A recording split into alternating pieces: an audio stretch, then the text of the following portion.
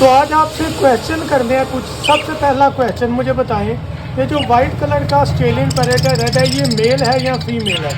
आपका इम्तहान है इस सेंस में कि क्या आप हमारे चैनल में आ रहे हैं, आप यहाँ से कुछ सीख भी रहे हैं यहाँ के नहीं। दूसरा, ये जो साथ ही झूले के ऊपर ग्रीन वाला पैरेट बैठा हुआ है, क्या ये अडल्ट पीस है या ये पट्ठा है, मतलब बच्चा है या बड़ा है? दूसरा, मेल है या फीमेल है, नर है कि मादा है? ये दो पीस और उसके बाद ये वाले दो पीस, येलो वाला और ब्लू वाला, आपने मुझे बताना है कि नर है कि मादा है। ये जो पीछे वाले दो पीस हैं उनकी मैं बात कर रहा हूँ, येलो वाला और ब्लू वाला।